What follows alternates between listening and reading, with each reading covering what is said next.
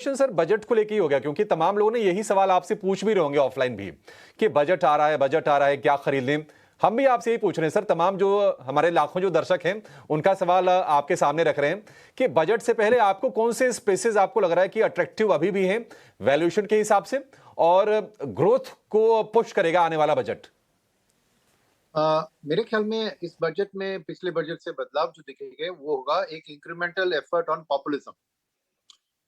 कारण ये कह रहा हूँ कि क्योंकि कैपेक्स पे जो फोकस रहा है पिछले साल आपने देखा कि गवर्नमेंट जितना कैपेक्स से उम्मीद रख रही थी उतना खर्चा नहीं कर पाई, क्योंकि ओवरऑल इकोनॉमी में एक मजबूती की जरूरत थी। खाली रोड और एयरपोर्ट और पोर्ट में बनाने में इतना नहीं उन्हें अचीव कर पाए। तो इसीलिए सेकंड चीज है कि आपको याद रखना चाहिए कि पिछले जो लोकसभा इलेक्शन वो उतना अच्छा नहीं चला गवर्नमेंट के लिए, और उसके बाद जो हरियाणा और महाराष्ट्र के इलेक्शन में उन्होंने थोड़ी गिव अवेज के थ्रू एक अच्छा वोटर की एक सपोर्ट हासिल कर दिया। तो और अभी आने वाले दिन में बिहार और यूपी में भी बड़े इलेक्शन सामने आ रहे हैं। तो बजट के अंदर ही थोड़ा पॉपुलिज्म के लिए रूम क्रिएट करेंगे, मगर डेवलपमेंट को हाथ नहीं छोड़ेंगे। इसलिए डेवलपमेंटल पॉपुलिज्म मैं एक शब्द इस्तेमाल करता हूँ इसको एक्सप्लेन करने के लिए। तो उसका इम्पैक्ट ये होगा, क्योंकि कैपेक्स का बेस तो लो होगा, इस साल वो 11 लाख करोड़ शायद खरीद नहीं पाएंगे, तो उसके ऊपर ग्रोथ दिखाएंगे जरूर। मगर ओवरऑल बजट के मैथ में देखें तो रेवेन्यू एक्सपेंडिचर का थोड़ा ज्यादा हिस्सा होगा, क्योंकि सबको पता है कि एफएमसीजी सेक्टर बहुत वीक है in terms of demand. Rural demand में थोड़ा पिकअप था, मगर अर्बन लोअर एंड में था। तो गवर्नमेंट में थोड़ी शायद टैक्स के थ्रू थोड़ी गिव अवेज हो सकते हैं, कुछ भी एक स्कीम्स गवर्नमेंट स्कीम्स की खर्चा towards the bottom end of the pyramid हो सकता है। तो मेरे ख्याल में क्योंकि एफएमसीजी में कुछ दिलचस्पी नहीं रही है, वैल्यूएशंस भी आज गिर गए हैं और कुछ का माहौल ठीक नहीं है, मगर बजट से वो पॉपुलिज्म के कारण थोड़ा एक बूस्ट अगर हो गया तो इमीडिएट एक शॉर्ट टर्म में एफएमसीजी में बाउंस बैक हो सकता है। ये मेरी ख्याल है। तो अगर उसमें सेफ्टी भी है, क्योंकि एफएमसीजी सेक्टर चली नहीं है, तो अगर आप निवेश थोड़ा थोड़ा एफएमसीजी कंजम्पशन बास्केट में करेंगे तो आपको डाउनसाइड कम है।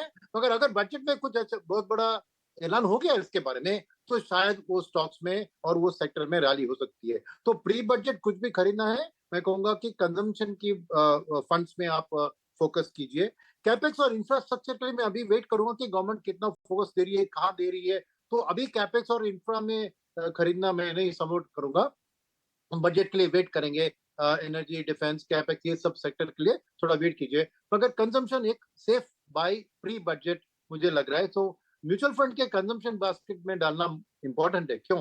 क्योंकि एफएमसीजी के अलावा कंज्यूमर डिस्क्रिशनरी भी होता है, तो एक डाइवर्सिफाइड बास्केट कंजम्पशन बनता है। खाली एफएमसीजी जाके ना खरीदे, एक कंजम्पशन फंड में अगर पैसा डालेंगे शायद मेरे ख्याल में एक प्री बजट के लिए वो एक सेक्टर मुझे अच्छा दिख रहा है सामने। कई सारे मेटल काउंटर्स पर भी फोकस रहेगा, क्योंकि जेपी मॉर्गन का जो नोट आया है उन्होंने कई सारी कंपनीज पे cross all the major companies पे अपने जो लक्ष्य हैं उसको घटाया है। उनका ये ज़रूर कहना है कि जो आउटलुक है आने वाले टाइम में वो थोड़ा सा चैलेंजिंग ज़रूर बना हुआ है, जहाँ पे प्रोडक्शन ग्रोथ में थोड़ी सी गिरावट देखने को मिली है। साथ ही चाइना से जो इम्पोर्ट आ रहा है उसका प्रेशर तो ज़रूर बना हुआ है। साथ ही हाल फिलहाल कोई बहुत ज़्यादा ट्रिगर्स हैं भी नहीं। एक बार सुनील सर आपसे ही समझना चाहेंगे मेटल्स पर आप क्या नज़रिया रखते हैं, क्योंकि चाइना बूस्ट को लेकर ये थीम पिछले साल अगर हम देखें तो साल के एंड तक थोड़ा सा इसमें होप ज़रूर आने लगी थी, पर फिर से एक बार मोमेंटम फिजल आउट हो रहा है।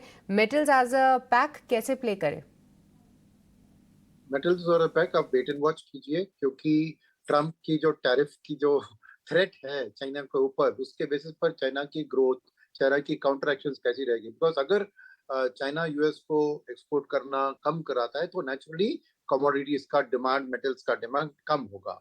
सेकेंड चीज मेटल्स में एक चीज क्या है कि दाम इंडियन मेटल सिनेरियो में डिमांड सप्लाई स्टील के लिए हो सकती है, आयरन स्टील के लिए इंफ्रा के कारण, मगर दाम लंदन मेटल में फिक्स होता है। और वो दाम चाइना के ऊपर, जो चाइना का आउटलुक है उसके ऊपर डिपेंड होता है। तो उधर एक सॉफ्टनेस या वीकनेस दिखने से कारण इंडियन मेटल प्राइसेस भी आपको वही ट्रेंड फॉलो करेंगे।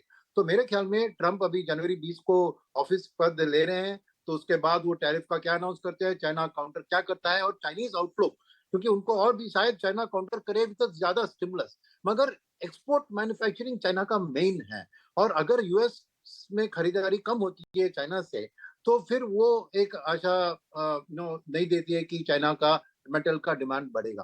तो वेट एंड वॉच करते हैं। अभी ट्रम्प को शपथ लेने दीजिए, उसके बाद कैसे उनके एक्शंस है, और इसलिए मैं अभी सावधान रहूंगा। एक वेट एंड वॉच साइडलाइंस में बैठकर मेटल्स को देखना उचित होगा। ग्लोबल सिक्लिकल होने के कारण डोमेस्टिक प्ले उतना ज्यादा नहीं है उसमें। मैं कहूंगा वेट एंड वॉच। 2 मिनट के लिए मान लीजिए कि आप अभी सुंदरम म्यूचुअल फंड से रिटायर नहीं हुए हैं, आप अभी भी सुंदरम म्यूचुअल फंड्स में हैं, एकाएक आपको पता लगा कि आज आपको कुछ इन्वेस्टमेंट्स करनी है, तो आज आप किस में पैसा डालोगे सर? शेयर का नाम आप बता सकते हो, कंप्लायंस का कोई इशू नहीं आएगा, आप किस में पैसा डालोगे आज? मैं शेयर का नाम नहीं लिख सकता हूँ डिम्पी, क्योंकि मैं एक इंडिपेंडेंट डायरेक्टर बन गया हूँ एक एमसी में, तो इसलिए शेयर का नाम अभी मैं सेबी रेगुलेशन के अंदर हूँ, तो शेयर का नाम नहीं बता सकता सर हूँ। मैं एक मिनट सुनील सर, एक मिनट आप नहीं आप सुनो मेरे, एक मिनट सर, आप ना मेरे को थीम बता दो, शेयर हम ढूंढ लेंगे। हाँ, आप थीम बता दोगे, शेयर हम ढूंढ लेंगे अपने आप। तो मेरे लिए दो थीम बहुत सामने दिख रही है, एक बीएफएसआई और दूसरा कंजम्पशन। ये दोनों मेरे लिए इंपॉर्टेंट है, और बीएफएसआई में मैं दो भाग में उसको स्प्लिट करूंगा। एक तो है लेंडिंग बीएफएसआई, जैसे private bank, public sector bank, NBFC, micro finance, gold loan, वो एक बात। मगर सेविंग्स और इन्वेस्टमेंट साइड की बीएफएसआई जो होती है, जहाँ पे स्टॉक मार्केट, इंफ्रास्ट्रक्चर फर्म्स है, वेल्थ मैनेजमेंट फर्म्स है, इंश्योरेंस फर्म्स है, एएमसीज है, डिस्ट्रीब्यूटर हाउसेस है, तो ये मेरे लिए एक बहुत, क्योंकि आज भी आपने देखा कि एमएफ के इनफ्लो डेटा कल आए थे, एसआईपी बुक अभी 26,000 बढ़ गया, मंथ ऑन मंथ 15% का ग्रोथ था। तो ये जो सेविंग्स के ओर ध्यान शिफ्ट हो रही है, के शेप रिकवरी कंजम्पशन में बात हो रही है, के शेप सेविंग्स में भी हो रही है, क्योंकि रिचर लोग जो एचएनआईस है वो ज्यादा अभी सेविंग्स पे अलोकेट कर रहे हैं, तो इससे फायदा बीएफएसआई स्पेस में होगा, क्योंकि फी बेस्ड इनकम बढ़ेगी। तो मेरे लिए ये एक की बाइंग सेगमेंट होगा। मैं कंटिन्यूसली ट्रैक करके इन सेगमेंट्स में परचेसिंग करूंगा। बीएफएसआई के अंदर savings and investment pack, lending side पे मैं केयरफुल रहूंगा, क्योंकि मेरे लिए पीएसयू बैंक कॉर्पोरेट लेंडिंग में ज्यादा है, प्राइवेट सेक्टर बैंक रिटेल में, और एनबीएफसी, तो यहाँ पे क्वालिटी बहुत इंपॉर्टेंट है, तो गुड क्वालिटी स्टॉक्स इनमें चुनना इंपॉर्टेंट होगा। तो वो एक तरफ। और कंजम्पशन की बात अभी मैंने एक आंसर में दिया कि मेरे लिए एफएमसीजी में बहुत एक सॉफ्टनेस आई है, क्योंकि अर्बन डिमांड बहुत कम हो रही है, बॉटम ऑफ द रन नहीं पिकअप हो रहा है, के शेप नहीं है। मगर मेरे ख्याल में बजट में कुछ इंसेंटिव्स दिया जा सकता है इस बूस्ट के लिए, क्योंकि अल्टीमेटली कैपेक्स रिवाइवल के लिए मास कंजम्पशन का बढ़ना जरूरी है। तो मेरे ख्याल में इस बजट में थोड़ा पॉपुलिज्म, रेवेन्यू एक्सपेंडिचर के ऊपर थोड़ा ज्यादा फोकस होगा, जिसके कारण कंजम्पशन बेस्ड स्टॉक्स के ऊपर एक रैली आ सकती है और कैचअप रैली हो सकता है। तो अभी मैं एक कंजम्पशन बास्केट को broad based discretionary consumption as well as FMCG staples में खरीदूंगा। तो ये दोनों मेरे लिए की पिक होंगे, और कैपेक्स और इंफ्रा का मैं बजट के लिए वेट करूंगा उस रिलेटेड सेगमेंट्स में, क्योंकि कैसी डायरेक्शन गवर्नमेंट देते हैं बजट के अंदर वो इंपॉर्टेंट है, और प्राइवेट सेक्टर कैपेक्स में अभी एक जबरदस्त पिकअप नहीं दिख रहा है, तो उधर मैं शांति से साइड लाइन्स में रहूंगा। आज जो है हल्के फुल्के कुछ ऑटो काउंटर्स भी तेज़ी दिखा रहे हैं, जिसमें कि टाटा मोटर्स और बजाज ऑटो फिर से थोड़े मोमेंटम में हैं। साथ ही एमएनएम कल भी इसमें एक शानदार मूव था, वो आज हल्के हरे निशान में भी है। सुनील सर, एक बार आपका व्यू जानना चाहेंगे ऑटो काउंटर्स पे, क्योंकि कई सारे ऑटो काउंटर्स की जमकर पिटाई भी हुई है, बट ऐसे में कोई अट्रैक्टिव प्ले आपको फिलहाल समझ आता है? देखिए, मेरे ख्याल में अभी भी वो टू व्हीलर और बॉटम जो भी एंट्री लेवल कार है, वहाँ पे सॉफ्टनेस, नमी की आउटलुक ही है। अभी भी हाई एंड कार्स ही बिक रहे हैं, तो फोकस उन्हीं पे रहना चाहिए। सेकेंड, जो ड्राइवर है ईवी का जो अडॉप्शन, और ईवी का जो भी कंपनियां ईवी पे ज्यादा ध्यान देकर आगे बढ़ रही है, उनके ऊपर ध्यान देना चाहिए मेरे ख्याल में। इसके अलावा अपने हेवी कमर्शियल और लाइट कमर्शियल व्हीकल्स की बात करें, तो प्राइवेट सेक्टर कैपेक्स की रिवाइवल का वेट करना होगा, इसलिए उधर मेरे को वेट एंड वॉच की स्थिति है। सिमिलरली ट्रैक्टर सेगमेंट में भी अगला मानसून की आउटलुक से ही हम कुछ व्यू बना सकते हैं। मगर मुझे ऑटो कंपोनेंट सेक्टर अच्छा लग रहा है, क्योंकि एक एक्सपोर्ट ओरिएंटेशन है, वहां पे भी पीएलआई का भी कुछ सपोर्ट है। तो मेरे फोकस ओवरऑल ऑटो पैक में होगा, एक high and auto, SUV and above वाले चीज पर, और ऑटो कंपोनेंट्स के ऊपर। बाकी में मैं वेट एंड वॉच की सलाह दूंगा। डायग्नोस्टिक डिफेंसिव के तौर पर बाजार को संभालते हो, इसमें एक और स्पेस सीडीएमओ प्लेयर्स को भी जोड़ना चाहूंगी और इस पूरे के पूरे खेमे पर आपसे राय लेना चाहूंगी, क्योंकि जेफरीज भी सीडीएमओ प्लेयर्स पर अब बात कर रहे हैं। सीडीएमओ की अगर बात करें आने वाले 10 सालों के लिए, माना यह जा रहा है कि हो सकता है कि इस पैक में, इस सेगमेंट में अच्छा एक्शन, अच्छा ट्रैक्शन बिल्टअप होता हुआ दिख सकता है।